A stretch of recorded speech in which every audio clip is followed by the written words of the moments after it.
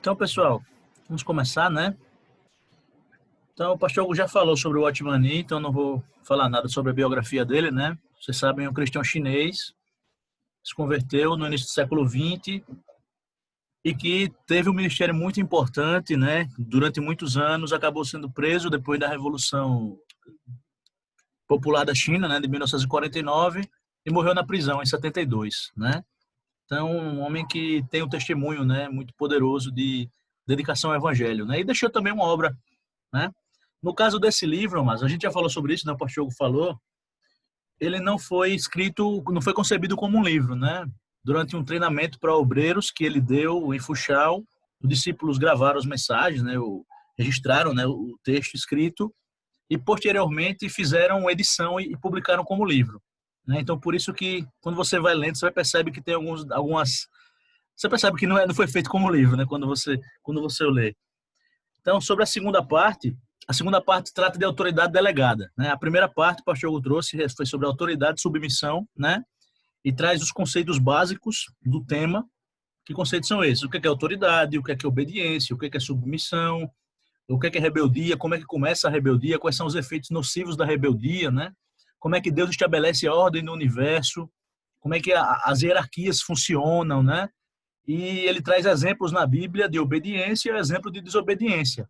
Então, a primeira parte, né, trata dos conceitos fundamentais e a segunda parte trata da autoridade delegada. Então, tipo, como é que Deus delega autoridade, para quem Deus delega autoridade, quais são os critérios, como é que deve agir aquele a quem Deus delega autoridade, ok?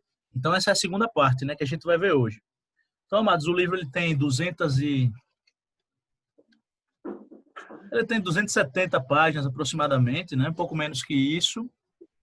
E a segunda parte tem, acho que 10 capítulos, né? Então, a gente vai ver os slides.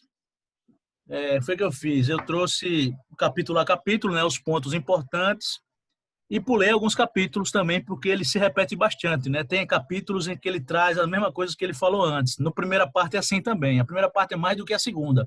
Eu diria que a segunda parte flui mais, né? Então, e também, o que acontece? Ele traz muitas frases fortes, né? É um autor que ele traz muitas frases assim muito radicais, né? Então, para eu não dizer, né, e correr o risco de falar um conceito muito impactante com o meu entendimento, eu trouxe o texto dele. Então, eu transcrevi algumas frases, né, para a gente ler, né, o que é que ele escreveu, né, para não parecer que ele disse isso mesmo, é viagem tua, né, entendeu errado. Então, alguns conceitos do Watchman Nee eu trouxe, né, como é que está no livro, para que os irmãos conheçam, beleza? Então é isso, vamos trabalhar, né? Deixa eu liberar aqui deixa eu compartilhar aqui a tela. Beleza.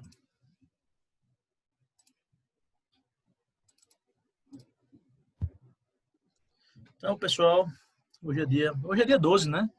Ou é dia 11? Não, hoje é dia 11, dia 12 é amanhã. Eu estudo o livro Autoridade Espiritual de Watchman Nee, segunda parte, Autoridade Delegada. Tá aparecendo aí, né? Tá aparecendo aí, João? Tô vendo só o rostinho do João aqui. Beleza, irmão, obrigado. Olha que legal. Então, a gente começa no capítulo 12, né? A primeira parte vai do capítulo 1 até o 11 e a segunda parte vai do 12 até o 20. Então, do 12 até o 20, eu trouxe aqui boa parte deles, né? Tem alguns capítulos que eu pulei e alguns conceitos que eu não coloquei, mas a maioria dos conceitos, acho que 80% do livro está aqui, beleza? Claro que super resumido, né? O livro tem muito conteúdo. Então, pessoal, capítulo 12, sim, deixa eu pegar só um relógio para eu controlar o tempo, porque é bastante coisa, eu não quero que fique muito longo.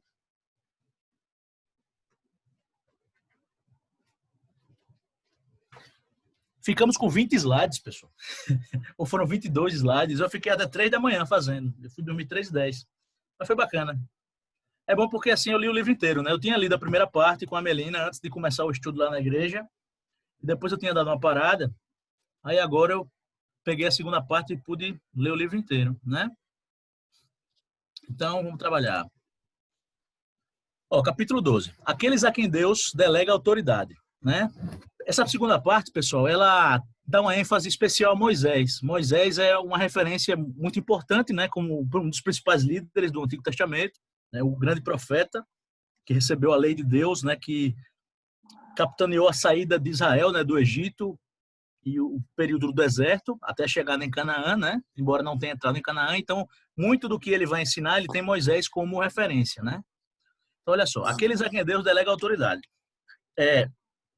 Obedecer a autoridade delegada e ser uma autoridade delegada, né? A gente está debaixo de autoridade, a gente está envolvido numa hierarquia espiritual de autoridade, né?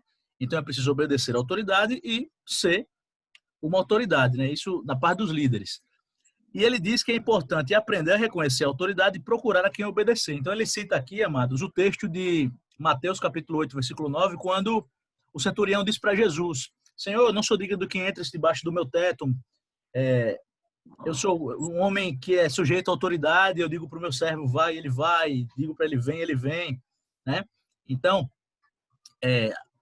aquele que exerce autoridade, ele precisa reconhecer as autoridades e precisa procurar quem obedecer. Ninguém está solto, né? O que ele quer dizer aqui, procurar quem obedecer, é saber a quem você está ligado, porque nenhuma autoridade é independente e nenhuma autoridade está solta. Todo mundo está ligado nessa cadeia de autoridade.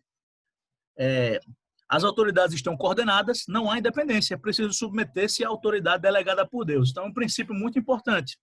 Você sua autoridade estando debaixo de autoridade. Não existe autoridade que esteja solta e não há como alguém que esteja em rebelião ser uma autoridade espiritual, né? Rebelião é o contrário, né?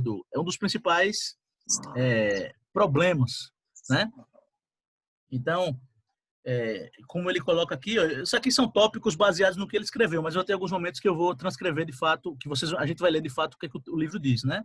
Ninguém está apto a ser autoridade sem se sujeitar à autoridade. Os rebeldes não podem ser autoridade. Então, Deus não usa rebeldes, né? Deus rejeita os rebeldes e a rebeldia no coração do homem o afasta de Deus e o impede totalmente de exercer a autoridade espiritual, né? A rebeldia traz distorção. A rebeldia traz a subversão da ordem. E Deus é um Deus de ordem. Deus é um Deus que ama a ordem. A ordem está estabelecida pelo poder de Deus. Então, toda forma de subversão da ordem de Deus é rebeldia e é um pecado, né? Que é o pecado do próprio Satanás, né? Tentativa de subversão de uma ordem quando ele tenta tomar o lugar de Deus, né? Por assim dizer. Então, pessoal, esse tem mais coisas. Esse primeiro capítulo tem bastante coisa, olha só. Então, requisitos para uma autoridade delegada. Então, ele coloca aqui 3 requisitos, né? O primeiro, reconhecer que toda autoridade procede de Deus, né? Referência a Romanos 13, quando ele fala, é preciso que se reconheça que todas as autoridades provêm de Deus. Paulo escreve isso, ipsis literis, né? Então, é preciso que a autoridade reconheça que as autoridades procedem de Deus. E ele diz, o Otmani, que a pessoa não é autoridade. A autoridade não provém do indivíduo, né? As pessoas não têm poder por si mesmas. E ninguém pode se constituir autoridade porque quer, né? Então, a autoridade é delegada e ela deve representar a autoridade divina. Então, esse é um ponto bastante importante. Ninguém se constitui autoridade por si mesmo, né? Então, ninguém pode se levantar como líder por si mesmo. Sobretudo no mundo espiritual, né? No mundo material, no mundo dos homens, na política, há quem usurpe, né? Há quem dê golpes e faça mil coisas para alcançar o poder, para ter posição de autoridade. Mas o Otmani, ele deixa claro que as autoridades são estabelecidas por Deus e aquelas que não foram estabelecidas por Deus não são autoridades legítimas e não são autoridades. Porque para o Otmani, pessoal, autoridade não tem a ver com posição, ok? Autoridade não tem a ver com posição. Você pode ter sido colocado por alguém numa posição, mas você não é uma autoridade se Deus não te colocar ali, né? Então, a sua posição não é tão importante. E a lógica de Otmani é a seguinte: Deus levanta o homem como autoridade e a igreja o reconhece, né? Então, as pessoas por si só não têm poder para estabelecer as suas autoridades espirituais, né? Lembrando que o assunto é autoridade espiritual, embora o princípio da autoridade ele envolva todas as áreas, então a gente pode falar de todas as instâncias da autoridade, né? Mas o foco é sempre a autoridade espiritual.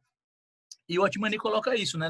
A questão não é posicional, é uma questão de delegação de Deus. Então, ninguém pode se fazer autoridade, né? Vamos voltar para os slides. Olha que legal. Então, o primeiro ponto é esse, é reconhecer que a autoridade procede de Deus. Né? Então, se você entende que toda autoridade procede de Deus, você entende que não pode ser autoridade sem que Deus o comissione ou o delegue como autoridade. Né? O segundo ponto, negar a si mesmo. Né? E ele diz, olha que interessante, isso aqui é algo que ele, é um termo que ele usa. Até saber qual a vontade de Deus, manter a boca fechada. Não exercer a autoridade levianamente. Então, o que é isso, né? Aquele que está numa posição de autoridade espiritual, ele representa Deus. Isso é muito sério. Ele não pode falar besteira, porque ele vai estar representando a Deus. Então é melhor ficar calado o máximo que você puder do que você falar muito e falar bobagem e sujar o nome de Deus, já que você tem essa posição de representatividade, né? De representação. Então, esse é um ponto muito importante, né? A autoridade não pode exercer o seu papel levianamente e é preciso negar a si mesmo. Né? Por que negar a si mesmo? Porque quando você nega a si mesmo, você sublima a sua opinião, as suas vontades, os seus propósitos em favor da obra de Deus. Né? Então, o segundo ponto, negar a si mesmo. Olha só.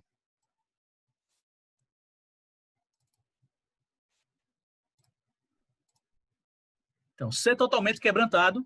Né? Como é que você consegue negar a si mesmo? Né? A negação do ego exige o quebrantamento. Né? Então, não ter opiniões, ideias e pensamentos próprios. Ele fala no livro não ter realmente opinião, ideias e pensamentos próprios. Depois ele diz, não, você deve ter os seus pensamentos, as suas opiniões, mas são opiniões quebrantadas. Né? Então, a característica do texto dele é que ele fala algumas coisas radicais, né? E dá uma ênfase nisso. Depois ele diz, não, mas não é assim, sabe? Então, enfim, a gente vai ver isso mais na frente. Mas não é tão importante também a minha opinião sobre o livro, né? Então é melhor a gente se ater ao texto. Olha só, então ser totalmente quebrantado, não ter opiniões, ideias e pensamentos próprios. E ele diz, olha, as pessoas comunicativas, pessoas que são cheias de opinião, pessoas que são presunçosas, elas precisam de tratamento radical, e ele chama de amansamento básico. Aí ele traz essa referência, amados, Números 22, 25. Então, o que é isso aqui? Né? Esse ponto é interessante. Ele fala que as pessoas que falam demais, pessoas que têm uma personalidade expansiva, elas são cheias de opinião e elas precisam ser quebrantadas. Mas aí ele fala feridas na carne. Ele fala sobre um tratamento especial que tem a ver com mortificação da carne, a ponto de trazer ferida na carne. Ele usa o termo, ele pega o exemplo de Arão, não, ele pega o exemplo de Balaão, quando o jumento imprensa o pé de Balaão e ele fica com o pé machucado. Aí ele diz, toda vez que ele andava, ele lembrava daquela lesão, né? Então, Deus ele vai te machucar e você vai ficar com dor, a ponto de toda vez que você falar alguma besteira, você vai doer e você vai se lembrar. Então, você vai ser colocado no lugar pela dor física. Sabe? É como o cara que é aleijado. Você vai ficar, por exemplo, cortar sua mão para você lembrar, toda vez que você pensar em roubar, você lembrar que você perdeu a sua mão, né? Estou usando um exemplo bem radical, mas ele fala exatamente isso, sobre dor física, né? Sobre o tratamento radical, onde Deus vai quebrantar o indivíduo da maneira mais extrema que você imaginar, para que ele aprenda a humildade, né? Então, seguindo adiante, voltando para a tela, né? Ponto 3. Então, estar em comunhão constante com o Senhor, né? Reconhecer que a autoridade procede de Deus, negar a si mesmo, né? Mortificar o ego e estar em comunhão com Deus, né? E ele diz, comunhão com Deus é condição para receber autoridade e estar perto de Deus gera temor. Isso é legal, porque é o seguinte, como eu falei, né? A autoridade não pode exercer a sua posição de maneira leviana. Então, quando você está em comunhão com Deus, a comunhão com Deus gera temor. E a comunhão com Deus gera o entendimento da nossa limitação e das nossas fraquezas, de modo que a gente não vai ser tentado a abusar da autoridade. Se você está em comunhão com Deus, você deixa Deus agir através de você, deixa Deus falar, né? E você não comete essa besteira, né? De falar demais, de ser leviano, né? De tentar dizer o que Deus não disse, fazer o que Deus não mandou, esse tipo de coisa, ok? Então, para o Watchmani, a liderança espiritual, a autoridade espiritual tem a ver com estar em profunda comunhão com Deus e não agir se Deus não mandar, não fazer se Deus não mandar, não falar se Deus não mandar. Ok? Então, precisa de um nível de comunhão íntima muito forte. Quem não tem esse nível de comunhão não pode ser autoridade espiritual, né? Então, aquele que está em comunhão com Deus, ele não confia na carne, porque ele tem medo de estar errado. Então, você não faz nada se você não tiver certeza que Deus mandou, porque você sabe que você pode estar enganado. Então, se você não tem certeza, você não faz. Né? Então, ouvir a Deus, conhecer a Deus e compreender a obra de Deus, os propósitos de Deus. Né? Aí o próximo ponto, acho que é o próximo capítulo. Ah, não, finalzinho. Olha que interessante esse ponto. Ele diz, jamais tente estabelecer a sua autoridade. Jamais tente estabelecer a sua autoridade. Ou Deus te deu autoridade ou não deu. Se Deus te deu autoridade, se as pessoas não te atendem, não te ouvem, não te seguem, o problema é das pessoas, não é seu. Aquele que fica muito preocupado em chamar a atenção das pessoas, em dizer, me ouçam, vocês têm que me ouvir porque eu sou seu líder. Ele até dá o exemplo do marido. Peraí.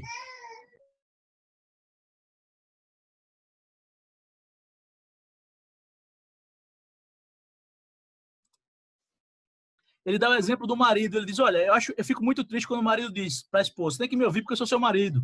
Né? Ele diz que isso não faz sentido, né? Assim, tem uma lógica, mas não é o ideal. Não é a posição da autoridade demandar o respeito das pessoas, a atenção das pessoas, né? E ele usa o exemplo na igreja, o presbítero dizer para os irmãos, vocês têm que me ouvir porque eu sou presbítero, eu estou numa posição de autoridade, vocês têm que fazer o que eu mando. Ele diz que não gosta disso. Então, ele escrevi aqui, né, baseado no texto do Otmani. A autoridade é estabelecida por Deus, não precisa tentar assegurar-se de sua posição. Né? Uma autoridade delegada não deve se esforçar para ser ouvida, não deve lutar com o povo. E aqui eu trouxe o texto dele. Né? Olha o que é que ele fala. Jamais devemos dizer uma palavra sequer para apoiar a nossa autoridade. Antes, devemos conceder liberdade às pessoas. As pessoas têm liberdade para te seguir ou não. Quanto mais seguro da sua autoridade, mais liberdade você dá às pessoas. E menos você se importa, no sentido de que você sabe que uma rebelião contra você é uma rebelião contra Deus. Então, é um problema de Deus, não é seu. Né? Quanto mais Deus nos confia autoridade, mais liberdade podemos garantir às pessoas. Está na página 172. Ok? Então, ele deixa isso muito claro. Ó, você não tem que ficar brigando com as pessoas para que elas te ouçam, né? Nem deve ficar querendo dizer que você é autoridade ou querer se mostrar como autoridade. Isso não é um problema seu. Se Deus te colocou como autoridade, não é papel seu ficar mendigando das pessoas atenção ou obediência, né? Isso é o texto do Otmani, ok? Não sou eu falando. Quem se rebela contra a autoridade, se rebela contra Deus. Quem foi escolhido por Deus como autoridade, deve receber a sua autoridade com humildade, ok? Então, você está na posição de autoridade, se Deus te delegou autoridade, receba com humildade essa posição e exerça com humildade, não demandando das pessoas atenção e seja lá o que for, ok? Isso é o que o Otmani fala, beleza, pessoal? Está apresentando o livro, não estou apresentando a minha opinião, né? Então, seguindo adiante, olha que legal. Aí o próximo capítulo, capítulo 13. Segundo o Otmani, a principal credencial para a delegação de autoridade é revelação. Então, o texto base é Êxodo, capítulo 3, do 1 ao 12, que é a passagem de Moisés, né, quando tem encontro com Deus através da visão da sarça, da sarça, né, que queimava. E Números, capítulo 12, do 1 ao 15, ele traz a rebelião de Arão e Miriam. Ok? Então, pessoal, basicamente o que é que ele diz? De onde é que vem a autoridade de Moisés? Vem de uma revelação que ele tinha, né? Num dado momento, ele vai ser questionado por Arão e por Miriam. A questão do casamento com a mulher etíope, né? O pastor Hugo trouxe esse texto na semana passada, porque ele usa, o Otmani usa bastante esse exemplo.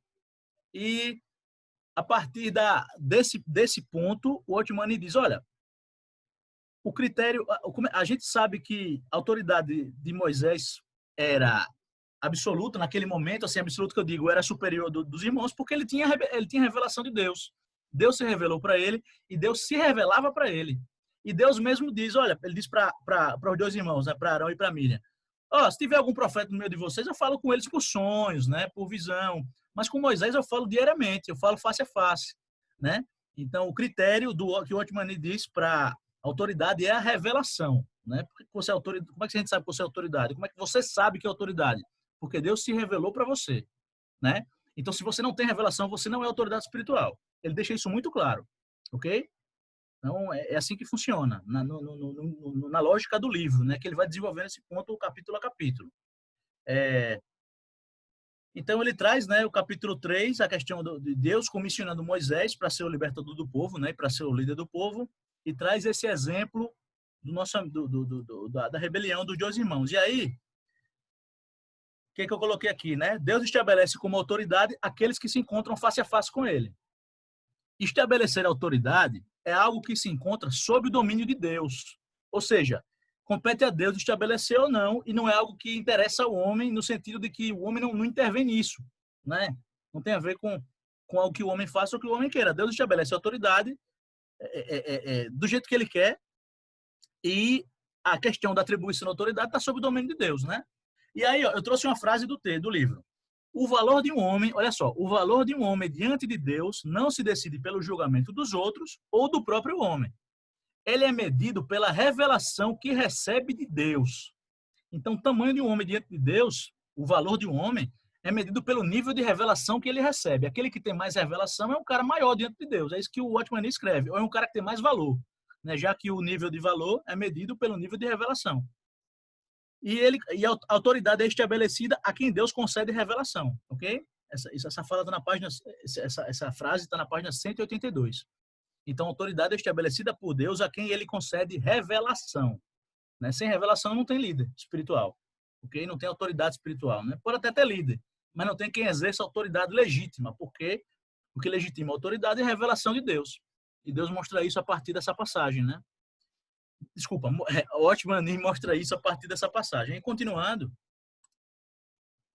revelação como credencial de autoridade. Qual é a credencial da autoridade? É revelação. De onde é que vem essa autoridade? Vem da revelação que recebi de Deus. Basicamente é isso que ele está dizendo, né? A credencial da autoridade de Moisés era o encontro que Moisés tinha tido com Deus, né? Aí ele traz aqui 3 pontos baseados na atitude de Moisés quando ele é confrontado, né, pelos seus irmãos. Aí ele diz: não dê ouvidos a palavras caluniosas. Quando Arão e Miriam se queixaram de Moisés e falaram, né, coisas afrontosas a respeito dele, ele não deu ouvidos, né? Ele fez de conta que não era com ele. Quem se irou foi Deus, né? Então, quem quer ser porta-voz de Deus não deve dar ouvidos a calúnias. Não deve deixar Deus ouvir. Quem se zanga com calúnia não está preparado para ser autoridade. Está escrito isso, tá bom? Quem se zanga com calúnia, quem dá ouvidos a calúnias, quem se estressa com calúnia, não está preparado para exercer posição de autoridade. Aquele que tem a posição de autoridade, ele deve deixar Deus ouvir e fazer de conta que não é com ele. Não é isso que está escrito no texto. Não se defenda, né? Vingança ou defesa vem de Deus e não do homem. Autoridade e autodefesa são incompatíveis. Então você não tem que se defender. É Deus quem te defende. Aquele a quem você se justifica se torna seu juiz. Então, se a autoridade recebe alguma acusação ou recebe alguma queixa, ele não tem que ficar justificando porque ele fez aquilo. Se você se justifica aquele que se queixa de você, você está fazendo dele seu juiz. Você está dando para ele a condição dele julgar você, né? E não é papel da autoridade ser julgada por ninguém, né? A não ser, talvez, pela autoridade que está acima, né? E aí ele diz: você cai diante daquele a quem tenta se explicar. Então, não tenta se explicar, não. Moisés não tentou se explicar porque casou com o etíope, né? Moisés não tentou se explicar, se justificar. Não, eu casei com ela porque ela é bonita, porque eu queria, ou porque ela é uma pessoa muito, muito santa. Não, ele não importa, né? Ele não se explicou, não se justificou, ok? E o texto bíblico também diz que Moisés era o homem mais manso da terra, Números 12:3. Então ele era muito manso, é importante ser manso, né? Deus estabelece como autoridade aos mansos e sensíveis. Aí ele traz um histórico da vida de Moisés. Moisés, por exemplo, mas é o cara que fugiu do Egito porque tinha matado um egípcio, né? E ele viu dois hebreus brigando e foi lá dizer: não, porque vocês estão brigando, vocês são irmãos. Aí os hebreus disseram: ô, cara pálida, quem te constituiu juiz sobre nós? Você vai matar a gente como você matou o egípcio ontem, né? E Moisés fugiu do Egito. Então, enquanto Moisés era um cara violento, enquanto Moisés era um cara duro, né, que não controlava suas emoções, ele não tinha condição de ser autoridade. E aí ele fica no deserto por 40 anos para ser quebrantado. Deus vai trabalhando no caráter de Moisés, na mente de Moisés, para que ele aprenda, sendo quebrantado, ele aprenda a ter mansidão. Ok? Então, aprendeu a mansidão no deserto e pôde ser líder. Quanto mais tentamos estabelecer nossa autoridade, menos autoridade nós temos. Então, quanto mais você tenta estabelecer a sua autoridade, menos autoridade você tem. Quanto mais você tenta se justificar, quanto mais você tenta se explicar, quanto mais você tenta se defender. Isso, pessoal, em relação à multidão, ok? Em relação ao povo. Né? Quanto mais você age dessa forma, menos autoridade você tem. Isso aqui diz o Watchman.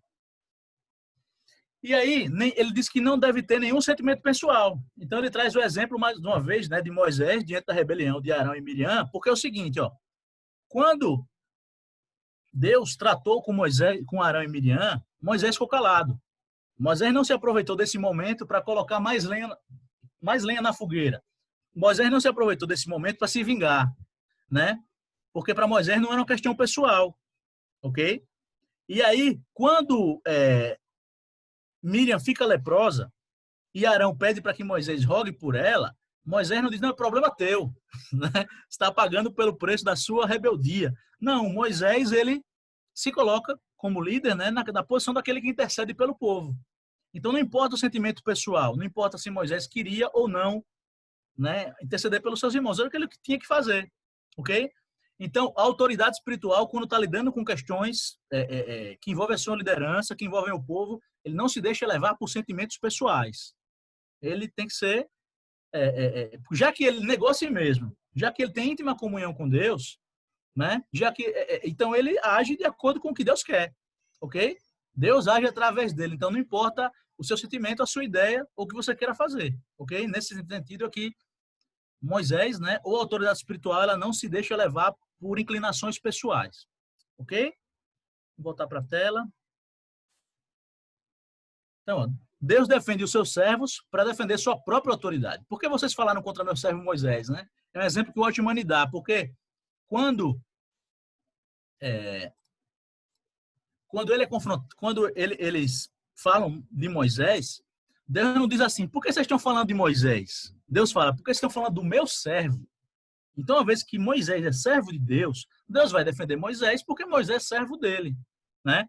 E afrontar a Moisés é afrontar a autoridade de Deus, entende? Então, se você é autoridade delegada por Deus, você não precisa se defender, porque se alguém te ataca, está atacando a Deus, então Deus vai intervir, Deus vai agir, né?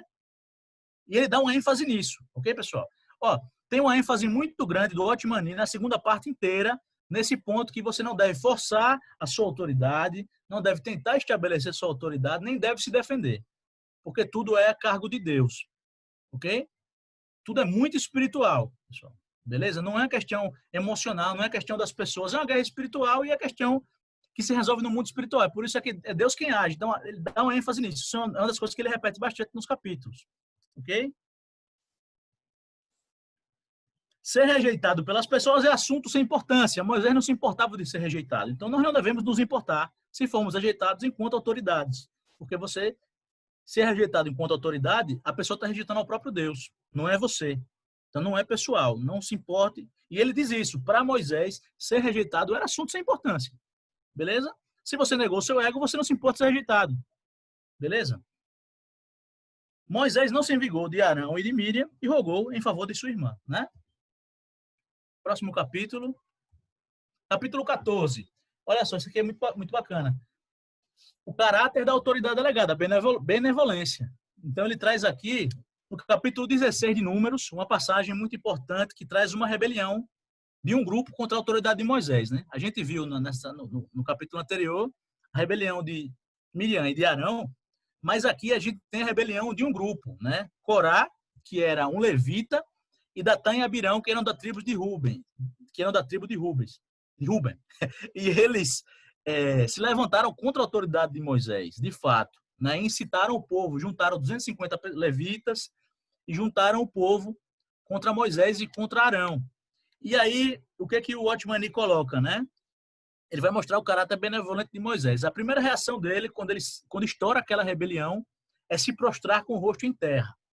Ele se humilha diante de Deus, né? Para que Deus intervenha e para que Deus haja, né? Porque Deus é o Senhor sobre tudo e sobre todos. Então, a primeira reação de Moisés é se prostrar com o rosto em terra, né? Então, a autoridade que se defronta com a situação de rebelião contra a sua autoridade é se prostrar com o rosto em terra e clamar pelo favor do Senhor, né? Aí o que Moisés faz? O Watchman coloca exortação e restauração. O que é isso, né? Ele exorta os rebeldes para que eles sejam restaurados. Então, pessoal, o Moisés, ele tenta conversar com eles, né? Tem alguns breves diálogos que o texto relata, mas ele mostra que Moisés ele está tentando exortar os caras a saírem daquela posição e terem a vida correta, né? Então ele diz para Corá: vocês são levitas, não basta que Deus te fez de vocês uma tribo especial, né, para ministrar diante dele, para estar no tabernáculo, vocês ainda querem o sacerdócio, porque eles tinham se levantado contra o sacerdócio de Arão. Arão era o sumo sacerdote. E eles tinham se levantado contra a liderança de Moisés e contra Arão, e estavam se queixando também de eles terem saído do Egito, acusando Moisés de se levantar, de crescer diante deles, né, para obter vantagem no meio do povo, coisas desse tipo, né? Então, Moisés tenta exortá-los a cair em si, né, e sair dessa posição. Então, o líder é benevolente. A intenção do líder, a intenção da autoridade espiritual não é castigar, não é que desça a ira de Deus sobre as pessoas, mas antes que as pessoas se arrependam, né? Porque ele tem um caráter benevolente. Então, Moisés ele estava preocupado com o destino daquelas pessoas, ok? É isso que o Watchman diz.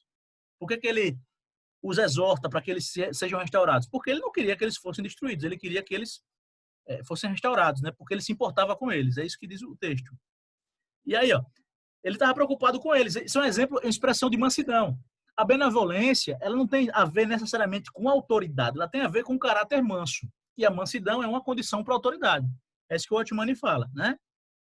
E aí, a gente não vê o espírito de julgamento de Moisés. Ele coloca o julgamento na mão de Deus. Deus abre, né, a terra debaixo das tendas dos rebeldes, eles são tragados vivos para o abismo. É isso que o texto de Números diz. E depois, os falsos levitas, né, quando eles vão acender incenso, eles são consumidos pelo fogo. E depois Deus manda uma peste no meio do povo, porque o povo, a despeito desses eventos, o povo continuou murmurando contra Moisés. Então, o texto diz que uma peste passou a graçar no meio do povo e Moisés manda Arão acender o incenso e fazer expiação pelo povo, né? Então, em diversos momentos, pessoal, Deus diz: vou consumir todo mundo, vou destruir todo mundo. Aí Moisés diz: não, Senhor, não faça isso não, né? Moisés muitas vezes intercede pelo povo. E nesse momento, quando a peste começa a matar pessoas em Israel, Moisés manda Arão acender o incenso. Moisés não podia acender o incenso porque ele não era o sumo sacerdote, mas o sumo sacerdote sim. Então Arão acendeu o incenso, intercedendo pelo povo e fazendo expiação por eles, e a praga cessou, ok? Então Moisés não tinha espírito de julgamento contra o povo, e a posição dele era de interceder, né, e de fazer expiação por eles, ok? Então a autoridade espiritual, ela está nessa posição de intercessão, né, e de fazer expiação pelos pecados, e não de ir contra o povo, ok? E contra o povo no sentido de querer se vingar do povo, né? Querer uma revanche contra o povo. Esse é o caráter benevolente da autoridade espiritual, né? Segundo o Watchman. Próximo capítulo. Vou tentar ser rápido, né? Capítulo 16. O abuso de autoridade e a disciplina governamental. Aí ele traz aqui Números 20, Números 23, não, desculpa, Números 20, nesses versículos que estão citados, e Deuteronômio 32, do 48 ao 52. O que é isso, né? Ele traz o incidente de Moisés na rocha de Meribá e traz as passagens da morte de Arão e da morte de Moisés. Então, o que é isso, pessoal? Ele diz: a autoridade delegada deve glorificar o nome de Deus. E Moisés falhou em glorificar o nome de Deus nessa passagem. Isso trouxe uma consequência muito séria para Moisés, né? O que aconteceu? Ao chegar na região de Meribá, não havia água e o povo estava com sede. E o povo reclamou de Moisés e murmurou mais uma vez, né? E aí o texto bíblico diz que Deus disse para Moisés: Moisés, pegue a vara e dê ordem à rocha. E a rocha vai verter água para o povo beber. Só que Moisés estava tão estressado, tantos anos, né? Tanto trabalho duro, tanta responsabilidade, tantas manifestações de rebeldia do povo, que Moisés se queixou do povo, desabafou, e Moisés usou a vara para ferir a rocha. Então Moisés diz: rebeldes, Deus vai trazer água ou não? Algo desse tipo, né? E aí ele pega a vara e joga e ataca a rocha, e aí a água sai da rocha. De fato, Deus fez um milagre e o povo foi abastecido de água, né? Mas Deus disse para Moisés, Moisés, você pisou na bola, né? Não era para você ter feito dessa forma, você não me representou corretamente diante do povo. Então, o que é que o Watchman fala no texto, né? Que o povo querer água era legítimo, apesar do povo ser murmurador, do povo ser rebelde. Então, Deus não condena o povo querer água e o povo reclamar por água. Moisés tinha simplesmente ter feito o que Deus mandou. Mas quando Moisés lança uma palavra dura contra o povo e demonstra essa irritação, Moisés está fazendo algo que Deus não fez. Deus não condenou o povo por querer água, né? E ele desobedeceu porque era para ele ter dado uma ordem e ele bateu com a vara. Então ele deu para as pessoas uma ideia errada de Deus. Ele representou mal a Deus. E o que é que Deus fez? Deus disse, Moisés, como você pisou na bola, você não vai entrar em Canaã. Você vai morrer no deserto, né? Você não está apto a entrar na terra prometida, você e Arão. Então, segundo o Otmani, essa é uma punição por eles terem falhado na sua missão de representar a Deus. Ok? E aí a morte de Arão, que vai acontecer, né, versículos adiante, e depois a morte de Moisés, que está no finalzinho do livro de Deuteronômio, são consequência disso, né? Arão morre no Monte Or e Moisés morre no Monte Nebo. Agora Moisés teve a colher de chá de visualizar a terra prometida, né? Ele subiu ao monte, ele viu a terra prometida e lá ele morreu. E aí é interessante porque o ritual, né, da morte de Arão é bonito, porque ele sobe no monte com seu filho e Deus dá ordem para que Moisés tire as vestes sacerdotais de Arão e coloque no seu filho, que é o seu sucessor. Quando ele tira as vestes sacerdotais, Arão morre. Porque, segundo o Otmani, para aquele que está em posição de autoridade espiritual, ele está vivo enquanto tem serviço. Porque a razão da sua existência é o serviço. Quando as vestes sacerdotais são tiradas dele, é porque terminou o serviço, então ele morre, né? Então a autoridade espiritual está viva enquanto durar o serviço. Quando acabar o serviço, ele morre. Ok, pessoal? Então a autoridade, ela vive em função da obra, né? Olha só. E aí ele diz, né? Vamos só lendo aqui os tópicos, né? Moisés deveria falar a rocha, mas em vez disso usou a vara para feri-la 2 vezes. Então ele fere a rocha e ele viola a santidade de Deus, né, por assim dizer. Então, Deus repreendeu o seu servo, né? Ele seguiu o seu próprio espírito, não a vontade do Senhor. Então Moisés se deixou levar pela carne, se deixou levar pelo seu próprio espírito e ele foi punido por isso, né? Porque ele cometeu um erro, ok? Então ele representou mal a Deus, devia ser punido por isso. Então, mas o que é que o Otmani diz também? Ser autoridade delegada é um assunto muito sério. As consequências do erro da autoridade são muito sérias. E para aquele que está em posição de autoridade, há uma exigência muito maior. As recompensas são maiores, mas as responsabilidades são muito maiores. Inclusive a punição de Deus, né? Porque é isso que o nosso autor coloca. Ele coloca em termos de punição mesmo. Okay? Ele não doura a pílula, né? Ele não diz, não, isso é uma consequência. Não, Deus pune mesmo, né? Então, em consequência do incidente, Deus anunciou que Moisés e Arão não entrariam em Canaã. Porque o que é que ele explica? É que Deus não se associou àquele ato de Moisés e Arão. A forma de Deus mostrar para o povo que aquele ato de Moisés e Arão não era o que Deus queria, é que Deus pune os dois por isso. Ok? Então, para Deus se desassociar daquela atitude carnal dos seus líderes, ele pune Moisés e Arão, dizendo, vocês não vão entrar na terra por conta disso. Porque é a forma dele mostrar para o povo que aquilo foi uma atitude unilateral, né, de ambos, e que não era a vontade de Deus. Aquela palavra dura e aquela ação de ira, né, por assim dizer. Ok? Voltando para a tela, voltando para os slides, Deus é mais severo com aqueles que o representam. Quanto mais a autoridade for delegada, mais severa será a atitude de Deus, né? A atitude em resposta a um erro, ok? A atitude em resposta a um erro. Deus vai ser mais severo com aqueles que estão em posição de autoridade, né? Aí ele usa esse exemplo, pessoal.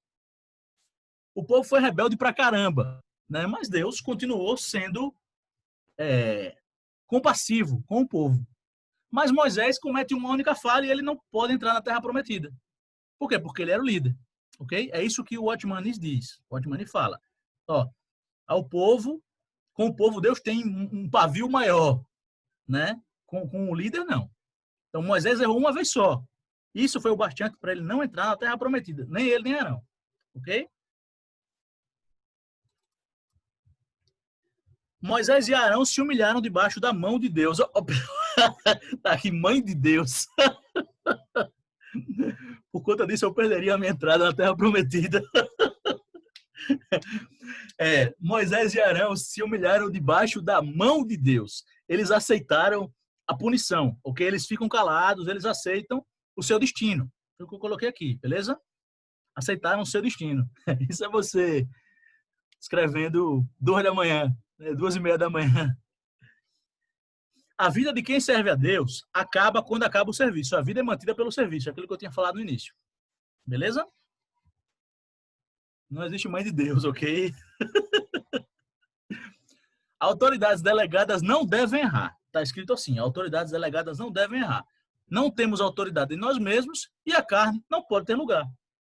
Beleza? Então, você não pode deixar a carne falar, não pode deixar a carne te induzir a agir de forma A ou B, ok? Você tem que estar com a carne sob controle, não pode cometer erros. Se fizermos algo de acordo com as nossas inclinações, causaremos problemas. Por quê? Porque o líder, pela sua posição, pela sua influência, pela sua responsabilidade, quando ele erra, ele afeta as pessoas. Por conta disso, né, as consequências são muito sérias, ok? E aí ele fala sobre a igreja. Ó, não só a ausência de autoridade é um problema na igreja, né? Então a igreja sem autoridade, ela está com problemas, mas uma autoridade errada também. Então aquele que exerce a autoridade da maneira errada, da maneira indevida, ou de uma maneira carnal, né, seguindo a lógica desse capítulo, isso é um problema muito grande para a igreja. Então na igreja, a submissão à autoridade deve ser absoluta. Sem submissão, não pode haver igreja. A submissão das pessoas à autoridade é a submissão da autoridade a Deus, né? Então, aquela questão de estar ligado a Deus, né? De só se mover quando Deus mandar, da íntima comunhão com Deus, que faz você não ser leviano no exercício da liderança, mas você estar sempre seguindo os passos de Deus, né? Então, a atitude de temor e de tremor dos que representam a autoridade também deve ser absoluta. Então, aquele que está em posição de autoridade, aquele que representa Deus, ele tem que ter a atitude absoluta de temor de Deus, de tremor. Né? Temor de Deus, né? A reverência, o respeito, né? O entendimento de quem Deus é, e o tremor, o medo de pisar na bola. Porque ele diz temor e tremor. Né? Então, atitude de temor e de tremor de quem representa Deus, de quem representa a autoridade, essa atitude tem que ser absoluta. Né? Capítulo 18, já estamos terminando. A vida diária e a motivação interior das autoridades delegadas. Ele traz aqui, amados, esse texto aqui, Marcos, capítulo 10, do 35 ao 45, quando Tiago e João, os filhos de Zebedeu, eles se apresentam a Jesus e pedem para ele para que eles se assentem um à direita e outro à esquerda. E aí Jesus fala, vocês são ambiciosos, né, cara pálida? Tô brincando. Jesus disse, vocês precisam beber o cálice que eu vou beber, e vocês precisam ser batizados com o batismo que eu vou ser batizado. Só que assentar-se à minha direita, e eles dizem, aí Jesus pergunta, vocês podem fazer isso? Eles dizem, podemos. Aí Jesus diz, não, beleza, eu até acredito, vocês vão beber do mesmo cálice que eu e vocês vão passar pelo mesmo batismo que eu. Mas assentar-se à minha direita ou à esquerda não compete a mim decidir, mas ao Pai. Ok? E aí o Otmani vai trabalhar nesse capítulo esses conceitos, o que seria o cálice do Senhor e o que seria o batismo do Senhor. E a partir disso ele vai falar sobre a condição da autoridade dentro da igreja. Qual é o modelo de autoridade da igreja? Qual é o modelo de liderança da igreja? Né? Muito bacana esse capítulo. Então, o cálice do Senhor, ele traz Mateus 26, 29, e ele traz João 18, 11. Mateus 26, 29 é a passagem, amados, do Getsemane. Quando Jesus está no Getsemane orando, e ele diz, Senhor, se for possível, afasta de mim esse cálice. Mas não seja feita a minha vontade, mas a tua. Né? E esse texto de João, esse versículo, é quando Jesus diz, e eu não deverei beber o cálice que o Pai quer que eu beba? Né? Que é quando Pedro saca a espada para protegê-lo, e Jesus diz, não, cara pálida, faça isso não, eu tenho que beber o cálice que o Pai quer que eu beba. Né?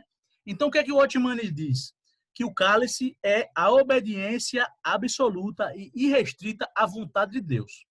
O cálice não é a cruz. E o Otmani o Otmani fala isso ipsis literis. O propósito de Jesus não era a cruz, era a obediência. A cruz era a vontade de Deus, mas Jesus estava aqui pela vontade de Deus, não pela cruz. Ok? Então, o cálice que Jesus tinha que beber era fazer a vontade de Deus. Não necessariamente ir para a cruz. É por isso que ele pergunta, se Deus, qual é a tua vontade? Se for possível, passe de mim esse cálice. Então, o entendimento do Otmani é que o cálice é obediência a Deus e que a cruz era meio que um acessório, né? Foi o acessório pelo qual a vontade de Deus se cumpriu. Ok? Esse é o entendimento dele. É isso que ele escreve no texto. E aí, ele diz que nós devemos obedecer a Deus em absoluto e que quando a gente está em obediência e restrita, integral a Deus, a gente toma o cálice de Jesus. Né? Então, quando Jesus disse que eles deveriam beber esse cálice, é que eles deveriam estar totalmente alinhados à vontade de Deus. A vontade de Deus, o cálice era a vontade de Deus, não era a cruz. Ok? Vamos dar uma olhadinha nos slides. Ó. Obediência à vontade de Deus. Jesus não veio para ser crucificado, mas para fazer a vontade de Deus. Por acaso, a vontade de Deus era a crucificação. É isso que o Otmani fala. Ok? O desejo do Pai é maior do que a cruz. A escolha era a obediência. Então, Jesus escolheu obedecer. Jesus não escolheu a cruz. Jesus escolheu obedecer a Deus e Deus escolheu a cruz para ele. Ok? É isso que o Otmani fala. Beber o cálice é sujeição à vontade de Deus. Ok? E aí ele diz, segundo ponto, né, o batismo. Jesus fala, vocês podem ser batizados com o batismo que eu sou batizado, ou com o batismo que eu hei de ser batizado. Lucas 12:50. É a referência que ele dá, né? E o Otmani diz, olha, o batismo não é o batismo no Jordão. O batismo é a morte na cruz. O batismo, sim, é a morte na cruz. E, no caso, a morte física, né? Que, para nós, é a mortificação do ego, a mortificação do eu. Esse versículo aqui é quando Jesus diz, olha, um batismo eu tenho para passar por, eu tenho que passar por um batismo. E eu fico angustiado até passar por ele, né? Esse versículo, Lucas 12:50. Então, no caso de Jesus, o batismo era a morte na cruz. No nosso caso, né, no caso dos discípulos, é a mortificação da carne, é o quebrantamento do ego, porque é uma morte que libera a vida, né? Então, a morte de Jesus liberou vida para as pessoas. Então, o cristão, quando ele se quebranta, quando ele se diminui, quando ele mortifica o seu ego, ele libera também vida. E aí a gente traz aqui duas referências, né? Libera o agir do Espírito através de nós. Então, causa impacto na vida das pessoas ao redor. Ele traz Mateus 16:25, que é quando Jesus fala, quem quiser vir após mim, negue-se a si mesmo, toma a sua cruz e me siga, né? Quem quiser amar sua vida vai perdê-la, e quem perder a vida por amor de mim vai ganhá-la, né? Esses versículos. E João 12:24, quando ele fala, se o grão de trigo caindo na terra não morrer, ele fica estéril, mas se ele morrer, ele dá muito fruto, ok? Então, se o grão de trigo não morrer, ele fica estéril, mas morrendo ele dá muito fruto, então a gente precisa morrer. Então, esse é o batismo. Então, o cálice é a sujeição total à vontade de Deus e o batismo é a mortificação do ego, ok? E para fechar o capítulo, ele fala sobre liderança servidora, serviço. Qual é o padrão de liderança, qual é o padrão do cristão para o exercício da autoridade? É, uma vez que você nega a si mesmo, uma vez que você diminui o seu ego, uma vez que você está inteiramente sujeito à vontade de Deus, você se coloca na posição de servo. Você não quer ser servido, você quer servir, ok? E aí, vamos para os slides. Olha que legal.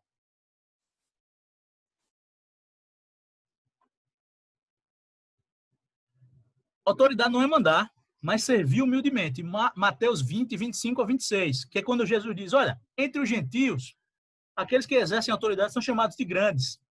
Né? E as pessoas, e eles mandam sobre as pessoas, eles mandam nas pessoas, né? Entre vocês não deve ser assim. Então, exercer autoridade e governar são desejos dos gentios. Você querer mandar nas pessoas, você querer ter autoridade, você querer ter governo, isso é para os gentios. Né? O cristão não deve correr atrás dessas coisas. Ele diz, está escrito, horrenda, eu não coloquei as aspas, né, nem coloquei a referência da página, mas está escrito, horrenda coisa é procurar governar sobre os homens. Ok? Aí ele diz, quem procura exercer autoridade não deve receber autoridade, não deve receber autoridade. Se você procura ser uma autoridade, você não deve receber autoridade. Ele deixa isso muito claro. Quem procura receber autoridade não deve receber autoridade. Se o seu objetivo é ter autoridade, você não está apto a ser uma autoridade. Deus vai dar autoridade a quem se acha inútil. Ele escreve isso. Quem se acha inútil, quem se acha indigno, são aqueles que Deus vai usar, porque eles têm um coração humilde. Né? Quem acha que é alguma coisa, quem acha que tem condição de ser um líder, né? Que não, eu sou capaz, eu posso liderar, eu posso gerir pessoas, eu posso inspirar pessoas. Então, eu vou procurar ser um líder, eu vou procurar estar na posição de autoridade. Essa pessoa está desqualificada segundo o Otmani, ok? Sempre, pessoal, que eu estou falando é segundo o Otmani, beleza? Isso é a gente está apresentando o livro. Então, quem procura exercer autoridade não deve receber autoridade. Quem se considera qualificado para ser autoridade está desqualificado. Para ser grande, é preciso ser servo. Marcos 10, 43, 45. É quando Jesus fala, quem quiser ser o maior, seja servo de todos. Né? Porque o Filho do Homem não veio para servir, desculpa, não veio para ser servido, mas veio para servir da sua vida em resgate de muitos. Então, a autoridade deve possuir base espiritual, né? A base espiritual da autoridade é a revelação de Deus e o chamado de Deus. Porque as autoridades não são auto-instituídas, elas são instituídas por Deus. Então, ela tem que ter a base espiritual e ela tem que ter espírito de humildade, né? Então, a condição para a autoridade é senso de incompetência e indignidade. Deus não usa os orgulhosos. Então, quem se orgulha de si, Deus não usa. Quem se orgulha de qualquer coisa, Deus não usa. É isso que diz o nosso autor, né? Olha só. Olha que interessante esse capítulo. Capítulo 19. As autoridades delegadas devem santificar-se. Então, João 17 e 19. Na oração sumo sacerdotal, já estamos no finalzinho. Na oração sumo sacerdotal, Jesus fala, por eles eu me santifico a mim mesmo, para que também eles sejam santificados na verdade. E aí, amados, a santificação para o Otmani não é a abstinência do pecado. É claro que você não deve pecar. Isso está implícito, né? Mas o ponto alto da santificação, segundo o Otmani, é se separar no sentido de ter um procedimento diferente, não do que é pecado, mas do que é comum. Então, você não deve agir como os outros agem, você não deve fazer o que os outros fazem, porque você é uma autoridade. Inclusive, ele vai dizer, olha, o afeto tem que ser restrito, a comunhão com os irmãos tem que ser restrita, você não tem que estar rindo com os irmãos, frivolidade é bobagem, né? Você vai representar mal a Deus se você está com seus irmãos, né? Fazendo gracejos, fazendo gracinhas. E ele vai dizer, a gente vai ler os slides, mas ele diz, olha, a condição da a característica da autoridade é a solidão. O líder é solitário. Ele diz, os pardais voam em bando, a águia voa sozinha. Então, se você tem medo de voar alto, porque você não quer ficar sozinho, você não tem condição de ser líder. Então, se você tem medo da solidão, se você quer ficar perto da multidão, você quer ficar com o calor da multidão, você não pode ser líder. Então, o que ele diz? Jesus se absteve de muitas coisas. Quando Jesus diz, eu me santifico a mim mesmo, isso não quer dizer que Jesus deixou de pecar, porque Jesus não pecava. Mas quer dizer que Jesus deixou de fazer muitas coisas que eram lícitas para se santificar em favor dos discípulos. Então, deixou de falar muitas coisas que podia ter falado, deixou de comer muitas coisas que podia ter comido, deixou de vestir, e são os termos que ele usa. Deixou de vestir muitas coisas que podia ter vestido, que não eram pecado, que eram lícitas, mas que não convinha ao líder por ser um líder. Para o líder ter que fazer uma distinção entre o que é comum e o que não é, o que é puro e o que não é. Então, você como líder, você não tem que estar no meio do povo fazendo o que o povo faz, né? Se vestindo do mesmo jeito, falando do mesmo jeito, porque você representa Deus. Então, tem aquela visão da solenidade, você tem que ser calado, tem que ser sério. Isso está no texto, beleza? O líder tem que ser assim. Se você não é assim, você não deve ser líder, porque você não vai representar Deus dignamente. E ele diz, santificação não tem a ver com se afastar do pecado, porque o oposto da santificação não é o pecado. O Otmani diz, o oposto da santidade não é pecado, é o que é comum. Então, você não pode ter uma vida comum, porque você é líder, né? Vamos ler os slides. Olha só. Isso aqui está entre aspas, né? Página 250 a 251 é o que ele escreve. Por amor aos seus discípulos, o Senhor deixou de fazer muitas coisas perfeitamente legítimas, de falar muitas coisas que poderia ter falado licitamente, de assumir muitas atitudes que poderia justificavelmente assumir, de usar muitas roupas que poderia usar, de aceitar muitos alimentos que poderia aceitar. Eu já falei sobre isso. E aí, o que ele diz mais? Então, Jesus se restringiu em muitas coisas pelos discípulos, né? A autoridade tem que ter capacidade de restrição, né? Jesus não fez muitas coisas para não ser mal interpretados pelos pensamentos pecaminosos dos homens. Então, ele se colocou sobre restrições pela santidade. Então, a santidade exige que você imponha a si mesmo restrições, assim como Jesus fez. Então, ele evitava fazer muitas coisas a fim de manifestar a separação do mundo. Então, a santidade é o que se manifesta na conduta. As pessoas veem que você é diferente, porque você não se mistura, você é separado literalmente. Ok? E aí só um detalhe. Depois que o Otimani enfatiza solidão, depois que o Otimani enfatiza restrição dos afetos, restrição na comunhão, depois que o Otimani enfatiza ser diferente, proceder diferente, ele diz, mas o líder não deve ser, tem que ser um com os outros. Entende? É como se ele fala, ele diz, ele enfatiza, né, algo que é muito radical e depois ele, né, para tentar, tipo, o que é que está no texto? O líder é separado, o líder é diferente, mas depois ele diz, o líder não pode ser diferente, para não parecer que ele é orgulhoso, né? É isso que está no texto, entende? Vamos continuar os slides, porque tem mais citação dele. Olha só. Autoridade, geralmente, é sinônimo de solidão, né? Em posição de autoridade, santificação diante dos irmãos e irmãs. Não pode dizer muitas coisas que são lícitas, né?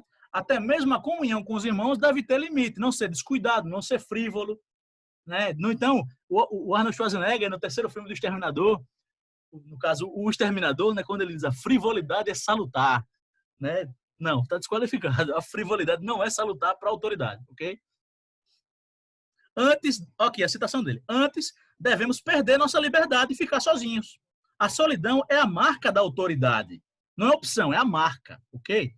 Não por causa do orgulho, mas por causa da autoridade de Deus que representamos. Então, por conta da autoridade, o líder tem que ser solitário, ok?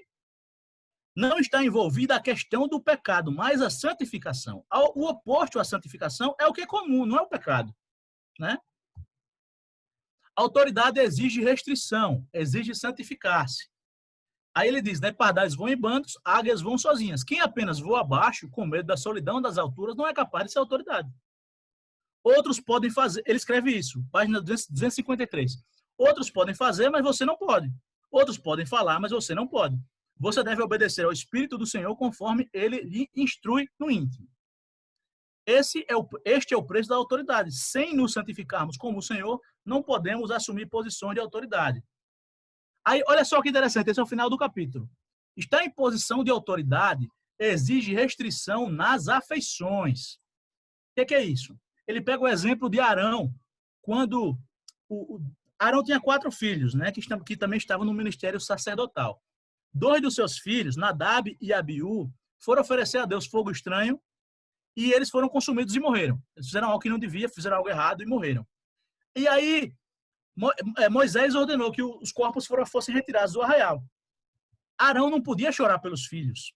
Arão não podia fazer os ritos fúnebres, né? Por quê? Porque ele era o sacerdote, ele tinha que prosseguir com o culto, ele tinha que prosseguir com a sua missão. Ele não podia chorar pelos seus filhos. Então, a partir daí, o Otimani diz que é preciso que a autoridade espiritual tenha restrição, inclusive, nos seus afetos naturais, né? Até a mesma família. Por quê? Porque você é autoridade espiritual. Para os irmãos, não é pecado você amar seus filhos, seus irmãos, seus parentes, né? Mas para a autoridade espiritual, esse amor tem que ter um limite, porque você não pode, de maneira nenhuma, priorizá-los em detrimento da obra. Porque é muito importante que a obra esteja em primeiro lugar, né? Então, a expressão que ele usa é restrição aos afetos familiares. É isso que o Otimani fala. E aí eu trouxe algumas citações, olha só.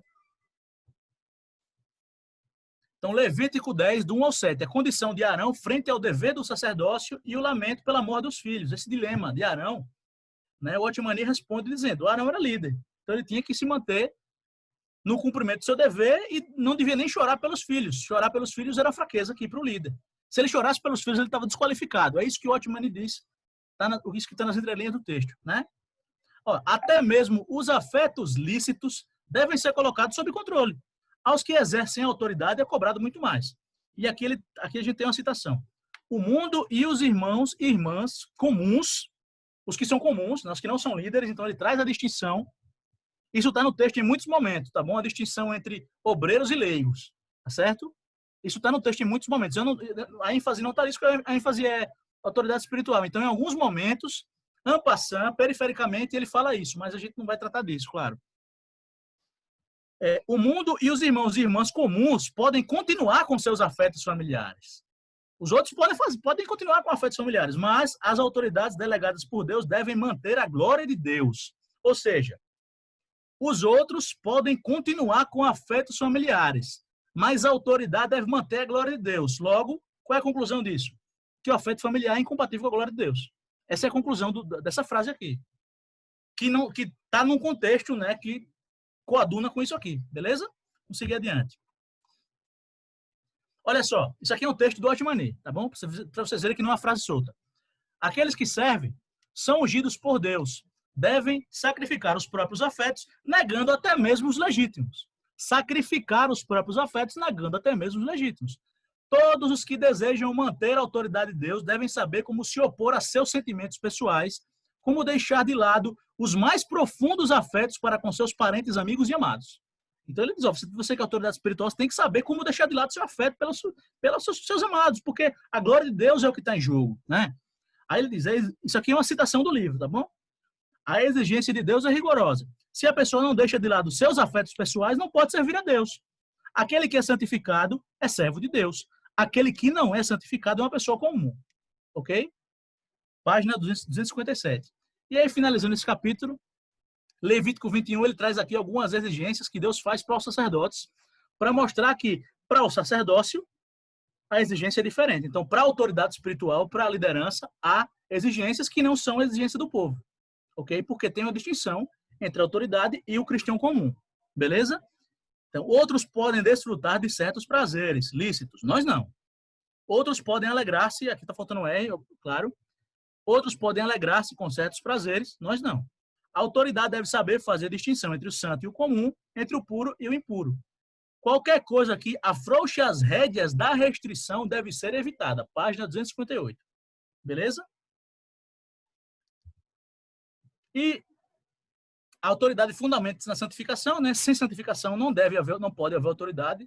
Santificação, entenda-se, esse afastamento, né, do comum, da família e da multidão, né? Ou pelo menos esse controle, né, dos afetos. A vida com a multidão não combina com a posição de autoridade, né? E quanto mais alta a autoridade, maior a separação. Então, quanto mais responsabilidade Deus delega para você, quanto maior a sua posição no mundo espiritual e dentro da igreja, mais separado você tem que ser dos discípulos, dos irmãos, né?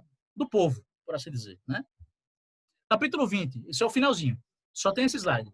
As condições para a delegação da autoridade. Aqui ele traz vários textos, porque o Otmani vai trazer aqui, pessoal, 6 instâncias de autoridade, tá bom?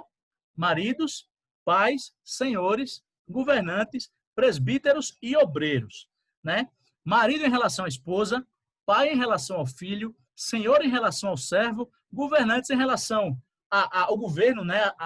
Aos cidadãos ou aos súditos, presbíteros em relação à igreja e obreiros também em relação aos crentes comuns, ok? Então, o que ele diz aqui? É que a autoridade ela não é absoluta, ela tem restrições. Por exemplo, esposas, sujeitai-vos a vossos maridos. Maridos, amai as vossas esposas como Jesus amou a igreja e morreu por ela. Então, qual é a condição da autoridade do marido? É amar a esposa como Jesus amou a igreja, né? Pais, filhos, obedeçam aos seus pais. Pais, não irritem seus filhos. Então, a condição para a autoridade dos pais é não irritar os seus filhos, não provocá-los, né? Que é um termo que tem algumas traduções. Não irrite, não provoque seu filho, né? Senhores, aí ele traz também, ele traz condições, na verdade, amados, ele traz condições para o obreiro, né? Está lá nas cartas de Paulo, Paulo diz as condições para ser obreiro, Paulo diz as condições para ser episcopo, né? Para ser bispo, que no caso o presbítero, né? Era um ancião da igreja, então eram os pastores. Esse termo presbítero é um termo genérico para designar as pessoas que estão em posição de liderança. Presbítero, do grego, presbítero, significa ancião, né? Então, pastores, bispos, né, que são episcopos, são supervisores, todos esses são considerados anciãos, pastores e bispos, são todos esses presbíteros. Então, a condição do presbítero tem que ter uma mulher só, não deve ser dado ao vinho, não pode ser novato, não pode, tem que saber cuidar da sua casa, tem que ter a sua família sob sujeição, né? Então, sempre há as condições, né? E para o obreiro também. Quando chega na questão dos governantes, o que é que o Otmani diz? O Otmani, ele fala, para os que os servos devem obedecer aos seus senhores, né? Como se obedecesse a Deus, porque a autoridade é estabelecida por Deus. E o Otmani diz, no Novo Testamento, não há informações sobre como governar, porque Aparentemente, o cristão, a igreja, os crentes dessa época não devem se preocupar com o governo, não devem governar, não devem buscar posição de autoridade. Então, Deus não traz uma cartilha sobre como o cristão exercer o governo civil. Mas sim no Antigo Testamento, né? Porque no Antigo Testamento Israel era uma teocracia, né? Era um reino, né? Conduzido pela lei, né? Com o sumo sacerdote e com o rei. E aí ele traz os princípios de equidade, de justiça, né? De mansidão, de obediência a Deus, né? Então a autoridade ela tem essas condições. As diversas instâncias da autoridade elas possuem condição para o exercício dessa autoridade. Beleza, pessoal? Então esse foi o último capítulo. Até que não está nem tão tarde, né? Está um pouquinho tarde. Então, eu encerro por aqui. Queria que os pastores comentassem, né? Pastor Walter, Pastor Hugo, Pastor Alice, Pastor Rhodes, os irmãos se tiverem dúvidas, se quiserem comentar, eu estou encerrando por aqui. Beleza? Essa maratona de 10 capítulos quase, né?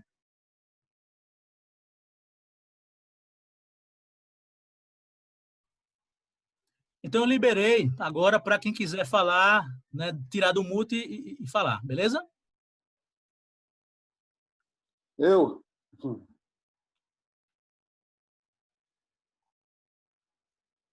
Amém, amados? Estão me ouvindo? É um assunto, assim, tremendo, né? E, em dado momento, dá a impressão que o Watchman está sendo muito rigoroso, né? Mas, na verdade, eu vejo que a autoridade ela tem um exercício prático, né? E como nós transitamos em dois mundos, o crente ele é um ser que transita em dois mundos. Ele transita tanto no mundo natural quanto no mundo espiritual, né? E eu vejo que os requisitos para esse trânsito no mundo espiritual, e eu não estou dizendo só para pastor e líder, não, estou dizendo todo crente, né? Porque o exercício do sacerdócio não é só para a liderança, não é? Então, esse trânsito no mundo espiritual, ele requer muito do trânsito natural.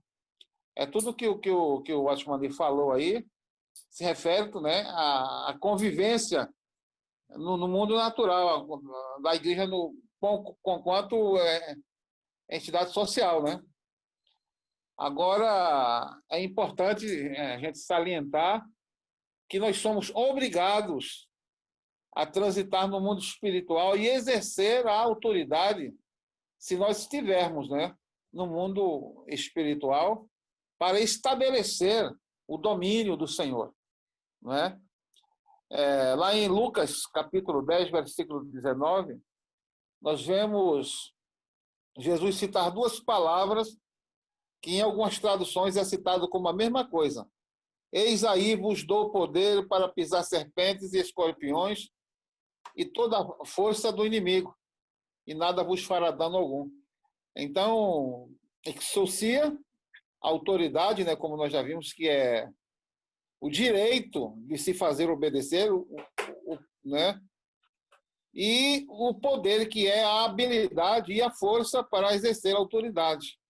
Então, se o crente quiser servir bem ao Senhor, primeiro ele tem que observar estas regras do mundo natural, né? Obedecer à liderança, procurar agir de modo correto, porque não é só o líder que tem que agir corretamente. O crente tem que viver de modo correto. Porque se ele viver de qualquer jeito, sabe, ele perde a autoridade até para pedir alguma coisa a Deus. Não estou nem falando para ele exercer a sua força como crente ao estabelecer o mundo, aliás, ao estabelecer o reino de Deus. Porque aquela missão de evangelizar não foi dado só para os apóstolos, foi dado para a igreja. Então a igreja tem que evangelizar. E para evangelizar, ela precisa entender os princípios da autoridade para ser bem-sucedido no implantar do reino de Deus. É por isso que Jesus Cristo disse: eis aí, vos dou autoridade, né? Autoridade para pisar serpentes e escorpiões. E toda a força e todo o poder do inimigo. E o próprio Senhor Jesus também usou a mesma palavra para dizer que toda a autoridade no céu e na terra foi entregue a ele. Então, se nós estamos submissos ao Senhor, e essa submissão ela é horizontal, porque eu já ouvi alguém dizer, porque o meu discipulador é Jesus Cristo, o cara se coloca numa posição de tamanha superioridade que não precisa de pastor, não precisa de conselheiro, não precisa de cobertura, porque ele lida diretamente com Jesus. É ele e Moisés, né? Que lidava diretamente com Deus. Então, o cara não exerce na ordem horizontal, né? Ele não se submete a ninguém porque ele se acha bom demais. Então, porque ele se acha bom demais, aí ele já peca, segundo o que o Watchman ensinou, ele já peca porque ele não está preparado para exercer autoridade. Se for tentar exercer, ele vai ser envergonhado. E eu estou falando isso não horizontalmente, porque tem gente que tem a personalidade forte. Ele não tem autoridade, mas ele tem uma alma forte. Então, por ter a alma forte, ele se faz obedecer, ele se faz... Mas ele não tem autoridade, ele é um farsante. Porque a verdadeira autoridade vem da submissão. Sujeitai-vos uns aos outros no temor do Senhor. É isso que a palavra diz. Então, eu tenho que me sujeitar até a própria igreja. Eu sou pastor, mas há momentos que eu tenho que sujeitar a igreja. Saber o que é que a igreja deseja de mim, né? Não posso chegar lá e dizer, eu sou o cara, manda quem pode, obedece quem tem juízo, e não é assim que se exerce a autoridade. Então, eu estou trazendo esse assunto à baila porque nós temos o compromisso de estabelecer o reino de Deus. E ao tentar estabelecer o reino de Deus, nós vamos bater de frente com os poderes das trevas, e para que a gente supere o poder das trevas, precisamos estar sujeitos uns aos outros no temor do Senhor. Né? Hebreus 13:17 diz, obedecei a vossos pastores, né? Sujeitai-vos a ele no temor do Senhor, para que faça o seu trabalho com alegria e não gemendo, porque isso não vos será útil. Quer dizer, o cristão que vive em desobediência à sua liderança, ela pensa que está se dando bem, porque ninguém manda em mim. Só que quando ela tiver uma necessidade real de se impor no mundo espiritual, ou até para suprimento de uma necessidade, ela vai quebrar a cara. Não vai ter nada, porque ela não tem nenhuma legalidade. Então, a autoridade, como o nosso irmão ensinou, ela é exercida assim, né? E na hora de implantar o reino de Deus, temos que estar inseridos nessa cadeia de autoridade. E para terminar a minha conversa, capítulo 19 é o meu favorito, 19 Atos. Os filhos de Seva tentaram se impor no mundo espiritual e foram envergonhados porque eles não estavam inseridos na cadeia de autoridade que Paulo estava. Paulo era sujeito à igreja. Paulo estava em missão, em obediência, tanto ao ídolo do Senhor como da igreja, porque ele foi escolhido lá, naquela igreja. Alguém me lembra aí? Capítulo 13 de Atos, a igreja de Cesareia não. Antioquia. Bom, agora esqueço. Alguém me lembra aí, por favor. Então, ele estava em missão, exatamente debaixo dessa cadeia de autoridade. E os filhos de Seva disseram, olha, saia, demônio, desse camarada, desse sujeito, em nome de Jesus a quem Paulo prega. E eles foram simplesmente envergonhados porque não estavam inseridos em nenhuma cadeia de autoridade. Então, todo esse estudo, né, que o pastor Tiago, trouxe, é de uma importância vital para o exercício do ministério cristão. Você, como cristão, você não é pastor, você não é diácono, mas se você quiser ser bem-sucedido na sua vida, meu irmão, na criação dos seus filhos, você precisa estar inserido nessa cadeia de autoridade. Essa é a minha palavra. Beleza. Eu queria fazer uns comentários. Eu vou tentar ser objetivo, viu, pessoal? Sobre essa segunda parte do livro do Watchman Nee. Uma coisa que é preciso entender sobre o Watchman Nee. Ele é um chinês. uma coisa importante. Ele é um chinês. A cultura do cara é completamente diferente da nossa. E isso faz com que ele tenha uma percepção sobre a autoridade que não necessariamente é a nossa e que não necessariamente é a da Escritura Sagrada, né? Que apesar de ser asiática, né? É oriental a Escritura Sagrada, mas não é do Extremo Oriente, né? É do Oriente Médio. E isso já faz muita diferença, né? Por exemplo, os princípios são tão perfeitos. Quando ele fala sobre a santidade, como não necessariamente ser separado do pecado, mas ser separado do comum, tá perfeito. Mas eu acredito que quando ele vai dar alguns exemplos do que é santidade, os exemplos não são os mais apropriados. Por exemplo, essa questão da separação, tipo, não, você não se mistura com a multidão. Gente, quando você vê a vida de Jesus, você vê que isso não faz o menor sentido. Jesus era tão parecido com os discípulos que o pessoal não sabia identificar quem era exatamente Jesus. Na hora da traição, Judas teve que ir lá e dar um beijo para identificar. Porque Jesus, ele se misturava. Qual era uma das acusações dos fariseus contra Jesus? Era exatamente que ele se misturava. Olha, ele come com os pecadores, ele bebe com os pecadores. Ó, ele está naquela festa de casamento, não é na cerimônia, é na celebração, regada a vinho, né? Então, ele é o comilão e um beberrão. Eram essas as acusações, justamente porque Jesus se misturava, entendeu? Jesus não tinha ao redor de si uma aura de guru, entendeu? Para que as pessoas soubessem que ele era o líder. Pelo contrário, entendeu? Pelo contrário. Mas isso nunca impediu as pessoas de reconhecerem a autoridade de Jesus. Quando Jesus abria a boca, o pessoal dizia, esse cara fala com autoridade, diferente dos fariseus, né? Eles reconheciam a autoridade de Jesus quando Jesus começava a falar. Aí eles percebiam que Jesus não era comum, né? Oi, meu amor. Oi, meu filhote. Deixa o pessoal aqui, vá. Deixa o pessoal. E isso coisa for... Obrigado, meu amor. É lindo, né? Então, voltando. Quem mais se misturava era Jesus, entendeu? Quem menos tinha essa capa de líder que não se mistura era Jesus. Mas, gente, na China não é assim que funciona. Ó, quer ver um exemplo? Quer ver como funciona? Pega um filme de Kung Fu antigo e você vai ver que os líderes e os mestres têm uma aura mística. Ele não se mistura com o povão. Isso é coisa de chinês, entendeu? Isso é coisa de chinês. Olha só, quem é o maior líder? O maior líder, depois de Moisés, assim, do povo de Israel? Davi. Sem sombra de dúvidas, era Davi. Aí o que é que você vê na Bíblia? Quando eles estão trazendo a Arca da Aliança de volta para a gente? Davi está no meio do povo, dançando. Ele está se misturando. E quem é que foi a pessoa rebelde? Foi justamente a pessoa que o censurou por estar se misturando.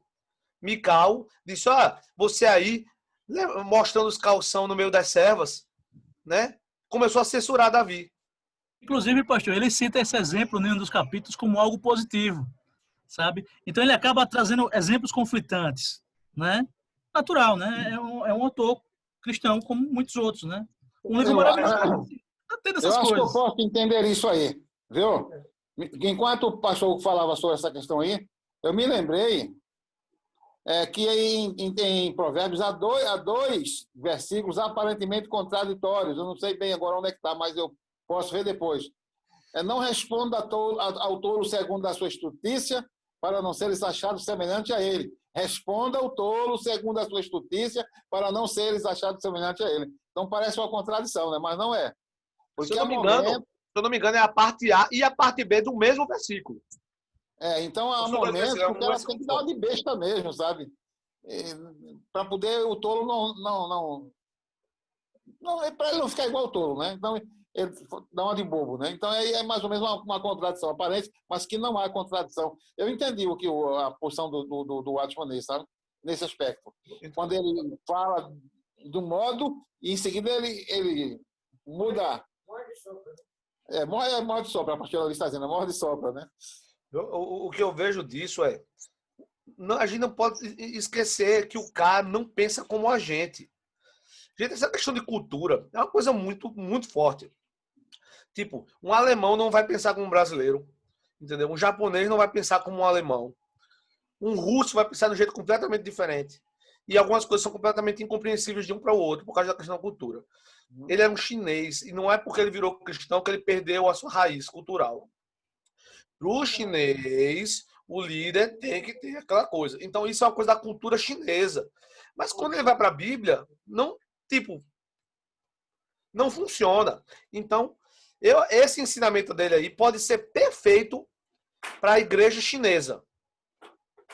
Pode funcionar lá. Mas não necessariamente vai funcionar no resto do mundo. E isso não está dizendo que a Bíblia está errada, não. Porque, na verdade, é um entendimento dele da Escritura Sagrada. Mas quando você vai para a Escritura Sagrada, você vai ver o maior líder no meio do povão, numa celebração, dançando, festejando com o povo. É porque ele era do povo. Entendeu? Ele era do povo. E justamente por isso que Deus o escolheu. Porque ele era do povo. Entendeu? Porque ele conseguiria entender o povo, né? Porque ele veio de lá. E ele tinha um coração humilde. Então, é justamente esse coração humilde que fazia com que ele tivesse esse nível de integração. E quem saiu de rebelde foi quem o criticou. Entendeu? Quem foi a rebelde? E quem foi... O que acontece? A Bíblia diz, somente os rebeldes habitam em terra estéril. Não é isso? O que acontece com Mical depois que ela o critica? Entendeu? A Bíblia diz, e ela nunca mais teve filhos. Entendeu? Ela criticou ele justamente pela postura que o Watchman Nee disse que é a postura que a pessoa não deve ter. Entendeu? Então a gente tem que ver isso. O Watchman Nee estava trazendo princípios que podiam funcionar perfeitamente na cultura chinesa. Então não é desqualificar o Watchman Nee. É só dizer que os princípios que ele está ensinando são perfeitos. Mas os exemplos não cabem em todas as circunstâncias. Porque ele está dando um exemplo aí baseado na sua percepção do que é não se misturar. Né? Por exemplo, você manter aquela postura sisuda e tal, e se separar. Isso é muito da cultura chinesa. Muito. Não se aplica necessariamente aqui no Brasil. Provavelmente você vai ter um efeito contrário se você fizer isso. Entendeu? Você provavelmente vai ter um efeito contrário. Então, quando a gente vai... Vamos pegar os líderes da Bíblia. Vamos pegar Jesus, vamos pegar Davi. Eles não agiam assim. Eles não criaram ao redor de si uma aura de que não misturar. Não demonstrar afeto aos seus amados. A Bíblia diz lá que João reclinava a sua cabeça no peito de Jesus, publicamente. E aí, isso não é demonstrar afeto? É demonstrar afeto completamente. Entendeu? Reclinar. Olha que coisa mais carinhosa. Então Jesus não ficava tipo... Não, peraí que eu... Não, venha pra cá. Né? Bota sua cabeça aqui no meu ombro e chora, né? Então, assim, é importante a gente entender isso. Não é desqualificar o Watchman Nee, mas entender que a cultura dele é diferente, a percepção dele de algumas coisas é diferente. Por isso que conflita. Porque é a tentativa de adequar o princípio à cultura. E sempre vai haver isso. Sempre que você vai tentar adequar um princípio a uma cultura, vai ter esse problema de entendimento. Então, assim, o princípio é válido. O que é santidade? De fato, é se separar do comum. Mas se separar do comum não necessariamente é fazer o que ele está dizendo que é o que se fazia na cultura chinesa. Entendeu? Então, esse é o meu ponto de vista. Eu acho que é importante para a gente entender melhor.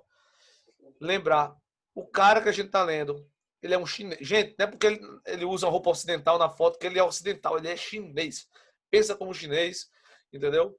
Tem a cultura chinesa como base do seu entendimento da própria cultura bíblica, entendeu? Enraizado dele. Gostei assim do modo como o pastor Tiago apresentou. Esse é o Watchman Nee falando, né? Porque há coisas que exatamente é a cultura dele. Né? Então o pastor Tiago foi muito sábio a fazer essa distinção. É ele quem está dizendo, né? É válido o que ele está dizendo? É válido sim. Todo esse livro é excelente. Agora, essa questão da cultura que o pastor Hugo trouxe à tona é realmente fundamental para a gente entender que ele parece ser rigoroso para a gente, mas lá para a China está tudo que está de boa, né? Exatamente. Por mim, eu encerrei já a minha fala. Eu também. Obrigado, pastor Tiago. Então, também vamos encerrar, né? Só um comentário, não sobre o tema, né? Mas só essa questão cultural, isso é tão forte, pessoal. Quando a gente estuda a história da igreja cristã, a gente vai ver, desde o início, desde o primeiro século, o segundo século, haviam escolas doutrinárias, a escola de Antioquia, a escola de Alexandria, né? Então, a maneira como os homens em Roma, na Europa, entendiam certos princípios e lições bíblicas é diferente da maneira como os homens entendiam isso na Palestina e como os homens entendiam isso no mundo grego, né? Então isso é muito forte, isso faz parte da humanidade, né? A ênfase é um ponto, a ênfase é outro ponto, né? Então isso faz parte da história da igreja, né? É por isso que a gente tem que se apegar, né, à Escritura, né? Tem que estar apegado à Escritura. O que é que a Escritura diz, né? E aí, finalizando, tem mais uma coisa para falar, se eu lembrar, sobre o Watchmani, era um detalhezinho. Sim. Então, pessoal, a recomendação é que a gente leia os textos, os livros, né? Se for importante para você, procure ler o livro, porque é isso que eu apresentei. Eu tentei ao máximo ser objetivo, eu tentei ao máximo colocar tópicos que são realmente os que estão no livro e trazer citações diretas do Watchmani. Mas você pode ler o livro e ter um entendimento diferente, ok? Então, assuntos que interessam a você, aquilo que você acha que é importante para você, procure ler os textos mesmo, para você conhecer o que o cara disse de verdade. Não é para você, de repente, no momento em que você está com pessoas conversando sobre o assunto, você dizer o que eu disse para você sobre o Watchmani, né? Mas o que você sabe de Watchmani. Beleza, pessoal? Então é por isso que é tão importante a gente conhecer a raiz, né, dos assuntos, os textos fundamentais. E por isso que nada substitui a leitura da Bíblia e o estudo da Bíblia. Ok? Então é um livro maravilhoso, mas ele não é um oráculo para nós. Beleza? É um livro de um cristão, né? Então o cristão traz a opinião dele e a visão dele. E a gente julga, a gente filtra, a gente vê o que é bíblico, o que não é, né? Então, beleza, pessoal? Então é assim com qualquer cristão, qualquer livro de pastor que você pegar, você não deve ler um livro de um pastor como se fosse uma revelação de Deus. Pode ter a revelação de Deus ou não. Ou pode ter uma parte de revelação, uma parte que é do cara, entendeu? Então, não é porque, sei lá, vamos supor, eu sou um pastor e escrevo um livro. Você vai ler aquele livro como se fosse uma revelação de Deus. Não, pode ter muita bobagem ali. Não é o caso do livro. O livro do Watchmani é maravilhoso. Mas são só recomendações. A gente, quando estuda livros cristãos, deve saber que você não está estudando a Bíblia. Você está estudando o livro de um cristão. Ok? Então, por ser o livro de um cristão, você pode fazer como o pastor Hugo fez. Isso aqui não se aplica. Né? Não está criticando a Bíblia, está criticando o livro de um homem. Beleza? Então, só muito obrigado, né? Achei muito bacana esses 2 domingos, muito proveitosos. E aí o pastor Hugo lançou a proposta do pastor Walter na próxima semana falar sobre autoridade, trazer exemplo da vida dele, né? Do ministério dele. Então, a gente pode fazer isso. Pastor Walter, se o senhor quiser, a gente pega a próxima EBD para o senhor trazer mais informações sobre autoridade e trazer também exemplos, né? Viu? Então, vamos orar. Tudo bem. Agora será que é necessário que eu dê a aula toda? Eu poderia só fazer comentários, né? Alguém poderia falar sobre o assunto e eu comentaria e daria testemunhos, né? Que pudessem. Pronto, pastor, pode ser. O que você acha, irmão? Você tem uma mesa redonda, né? Pronto, beleza, gente. É o seguinte, eu estou aqui na escola de colaborador. Mas vocês podem dar aula e eu vou dando as minhas opiniões e contando um testemunho ou outro que seja. Eu pensei numa coisa agora, pastor Tiago. Eu vou fazer uma entrevista com o pastor Walter. O que você acha? A gente bola umas perguntas. Beleza. Pronto, pode ser, tranquilo. Vai ser show de bola, viu? Pronto, bacana. Acho que o modelo de entrevista vai conseguir render mais e extrair o máximo, né, da experiência aí dos cabelos brancos do ancião. Boa.